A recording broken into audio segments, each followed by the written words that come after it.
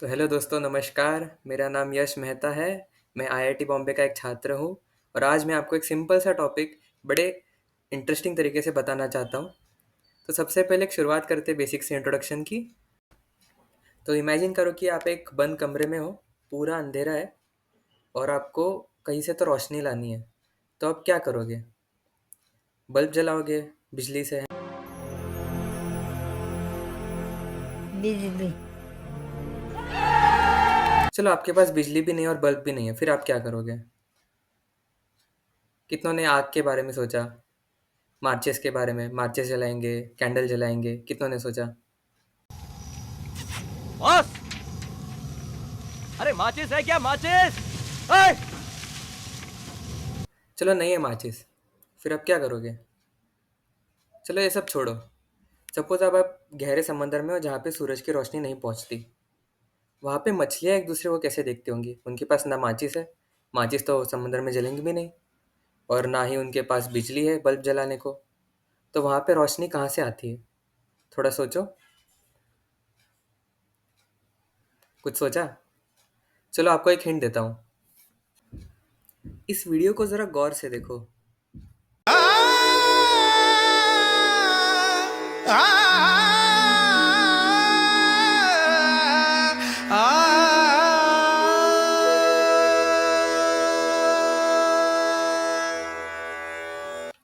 तो वीडियो में कुछ दिखा? कुछ चमका? अच्छा, सबसे पहले ये बताओ कि शंकर महादेवन का आलाप कैसे लगा? बढ़िया था ना? अच्छा, चलो वो छोड़ो, टॉपिक पे आते हैं। तो आपने क्या देखा? कुछ दिखा आपको? जुगनू थे, राइट? तो वो लाइट कैसे प्रोड्यूस कर रहे थे? अपने आप ही प्रोड्यूस कर रहे थे ना? तो जिस तरीके से जुगनू अपने आप लाइट प्रोड्यूस करते हैं, उसी तरीके से गहरे समंदर में कुछ मछलियाँ जैसे जेलीफिश अपने यहाँ पे लाइट प्रोड्यूस करती है, जिससे वहाँ पे रोशनी पैदा होती है। तो इस प्रक्रिया को कहा जाता है बायोल्यूमिनेसेंस। तो आज का टॉपिक वही है, बायोल्यूमिनेसेंस। आज हम इसके पीछे का विज्ञान देखेंगे। तो चलो, पहले फॉर्मल डेफिनेशन पे आते हैं। मन मंदिरा ते जाने। So what is bioluminescence? Bioluminescence को अगर हम ध्यान से देखें तो ये मिलके बना है बायो प्लस ल्यूमिनेसेंस से। तो ल्यूमिनेसेंस क्या है? It is the ability of substances to produce light without getting heated. और जब हम इसके साथ बायो लगाते हैं तो इसका मतलब ये हो जाता है कि luminescence is done by the living organisms. अब ज़रा इन भाई साहब को देखिए। ये एक सेल है। बॉडी में जो सेल होते हैं ना, उनमें से एक सेल।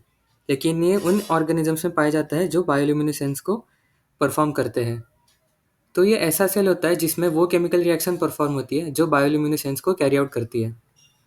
कैसे करती है और वो क्या केमिकल रिएक्शन है, वो अभी हम देखते हैं।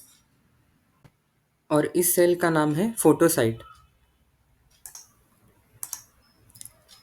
अब जरा इन महाशय को देखिए। ये एक मॉलिक्यूल है जिसका नाम है लूसीफरिन। हाँ, दिखने में बहुत खतरनाक लग रहा होगा, लेकिन चिंता करने की कोई ज़रूरत नहीं है। आपको बस दो चीज़ों पे ध्यान देना है। ये जो ओ ओ एच जो राइट को नीचे है और ओ एच जो लेफ्ट को ऊपर है, बस आपको उन दोनों की तरफ ध्यान देना है। बाकी का स्ट्रक्चर पूरे रिएक्शन में लगभग सेम रहेगा। तो ये जो लूसीफरिन है, ये फोटोसाइट में ऑक्सीडेशन अंडरगो करता है। ऑक्सीडेशन मतलब क्या? ऑक्सीजन के साथ रिएक्शन। और ऑक्सीलूसीफरिन बनाता है, जो अभी हम थोड़ी देर बाद देखेंगे कि कैसा दिखता है। जिसकी वजह से लाइट एमिट होती है। कैसे होती है अभी हम देखेंगे, और पूरे रिएक्शन को थोड़ा सा ध्यान से समझेंगे। तो चलो आते हैं अब रिएक्शन की युद्ध भूमि पे। तो इस इमेज में हम देख सकते हैं, लेफ्ट अपर पार्ट में हमें यहाँ पे एक लूसीफरिन दिख रहा है, जिसका वो ओ एच और सी ओ ओ एच वाला पार्ट है जो मैंने अभी थोड़ी देर पहले बताया था, जिस पे हमें फोकस करना है। तो इस रिएक्शन में इन लोगों ने लूसीफरेज नाम का एंजाइम मेंशन नहीं किया है, लेकिन ये जो पूरी रिएक्शन हो रही है वो लूसीफरेज नाम के एंजाइम के प्रेजेंस में हो रही है। तो एंजाइम क्या होता है? वो एक कैटलिस्ट का काम करता है। मतलब ये जो बायोलॉजिकल रिएक्शंस होती है, इन्हें फास्ट पेस पे परफॉर्म करवाने का काम एंजाइम्स करते हैं। तो लूसीफरेज एक एंजाइम है जो लूसीफरिन का ऑक्सीडेशन परफॉर्म करवाती है एट अ फास्टर पेस, और सरफेस एरिया भी देती है इस रिएक्शन को परफॉर्म होने के लिए।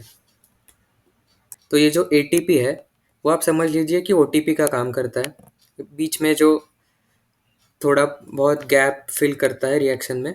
तो हम देख सकते हैं एटीपी मतलब एडेनोसाइन ट्राइफॉस्फेट। आप ट्राइफॉस्फेट पे ध्यान दीजिए, ट्राइफॉस्फेट मतलब 3 फॉस्फेट ग्रुप होते हैं इस मॉलिक्यूल में। तो यहाँ पे इन्होंने ऑक्सीजन दिखाया नहीं है, लेकिन एटीपी के साथ जो अपना ओटीपी का काम कर रहा है, ऑक्सीजन भी एक मेन रोल प्ले करता है लूसीफरिन को ऑक्सीडाइज करने में। तो अब हम देख सकते हैं कि यहाँ पे अ, आगे जैसे जैसे रिएक्शन जा रही है वहाँ पे आप एएमपी देख सकते हैं, मतलब एडेनोसाइन मोनोफॉस्फेट। मतलब 2 फॉस्फेट ग्रुप्स जो एटीपी में थे 3 में से, वो कहीं न कहीं निकल चुके हैं या कुछ ना कुछ उनके साथ हो रहा है और एएमपी बच रहा है बस। पूरी रिएक्शन की तरफ अपन ध्यान नहीं देते और अब डायरेक्ट एंड में आ जाते हैं। यहाँ पे आप देख सकते हैं कि ऑक्सीलूसीफेरिन आपको दिखाई दे रहा है। एक है उसका इनोलेट फॉर्म, एक है उसका कीटो फॉर्म। ये इनोलेट फॉर्म और कीटो फॉर्म क्या होता है वो अब थोड़ा-सा हम ध्यान से समझते हैं। और चलो ठीक है, यहाँ पे रिएक्शन तो हो गई। लूसीफेरिन से ऑक्सीलूसीफेरिन बन गया ऑक्सीजन के प्रेजेंस में। लेकिन अब ऑक्सीलूसीफेरिन बनने के बाद लाइट कैसे प्रोड्यूस हो रही है, वो थोड़ा-सा ध्यान से समझने की हम कोशिश करेंगे।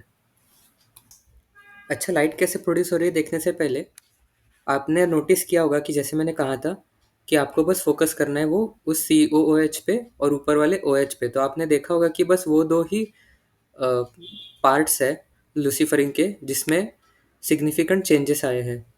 बाकी पूरा मॉलिक्यूल लगभग सेम ही है। तो अब आते हैं ऑक्सीलूसीफरिन पे। 2 चीज़ें डिस्कस करेंगे, एक तो कीटो और इनोलेट क्या चीज़ है और दूसरी बात कि लाइट कैसे प्रोड्यूस हो रही है। तो कीटो और इनोलेट ये दोनों ऑक्सीलूसीफरिन के ही 2 अलग फॉर्म्स हैं, जिन्हें ऑक्सीलूसीफरिन के आइसोमर्स कहा जाता है। मतलब ऑक्सीलूसीफरिन या तो आधे टाइम कीटो में रहता है और बचे हुए आधे टाइम इनोलेट में रहता है। तो बस कीटो और इनोलेट इतना ही है। अब आते हैं कि लाइट कैसे प्रोड्यूस हो रही है। तो जब ऑक्सीलूसीफरिन बनता है तो किसी भी मॉलिक्यूल के एनर्जी स्टेट्स होते हैं। मतलब वो मॉलिक्यूल एक पॉइंट ऑफ टाइम पे कितनी एनर्जी अपने साथ रखा हुआ है, मतलब उसके पास कितनी एनर्जी है एक पॉइंट ऑफ टाइम पे। तो जो एनर्जी स्टेट्स होते हैं वो डिस्क्रीट होते हैं। अ, तो जब ऑक्सीलूसीफेरिन प्रोड्यूस होता है तो वो हायर एनर्जी स्टेट पे प्रोड्यूस होता है, मतलब उसके पास कुछ एनर्जी होती है। उस हायर एनर्जी स्टेट को कहा जाता है एक्साइटेड स्टेट। यहाँ पे वो अनस्टेबल होता है। तो फिर वो क्या करता है कि सिंस वो अनस्टेबल होता है तो फिर वो खुद को स्टेबलाइज करने के लिए लोअर एनर्जी स्टेट में आता है एनर्जी रिलीज करके। तो एनर्जी रिलीज कैसे करता है? लाइट प्रोड्यूस करके, फोटॉन्स के फॉर्म में। अब फोटॉन्स क्या होते हैं? फोटॉन्स होते हैं लाइट के वो पार्टिकल्स जो एनर्जी कैरी करते हैं in the form of light energy. तो हम तो अभी हमें समझा कि लाइट प्रोड्यूस करती है। लाइट क्यों प्रोड्यूस होती है? क्योंकि एनर्जी रिलीज करने के लिए जो ऑक्सीलूसीफरिन रिलीज करता है अपने अनस्टेबल स्टेट से, यानी एक्साइटेड स्टेट से नॉर्मल स्टेट यानी स्टेबल स्टेट पे आने के लिए। तो जितना एनर्जी डिफरेंस है एक्साइटेड स्टेट और स्टेबल स्टेट में, उस हिसाब से लाइट का कलर डिफाइन होता है। वो उसके पीछे अलग फिजिक्स है कि जितना एनर्जी डिफरेंस होता है उतना उस हिसाब से कुछ वेवलेंथ डिसाइड होता है कि किस वेवलेंथ पे लाइट एमिट होगी और उस हिसाब से उसका कलर डिसाइड होता है। एक बार समराइज कर लेते हैं ऊपर ऊपर से। तो फोटोसाइट नाम के सेल में ये रिएक्शन होती है जिसका नाम है लूसीफरिन लूसीफरेज रिएक्शन, जहाँ पे लूसीफरिन लूसीफरेज नाम के एंजाइम के प्रेजेंस में ऑक्सीडेशन को अंडरगो करता है with ATP as a side reactant. और प्रोडक्ट साइड में प्रोड्यूस होता है ऑक्सीलूसीफरिन और कुछ बाय प्रोडक्ट्स। और ऑक्सीलूसीफरिन हायर एनर्जी स्टेट में प्रोड्यूस होने के कारण खुद को स्टेबलाइज करने के लिए एनर्जी रिलीज करता है लाइट के फॉर्म में।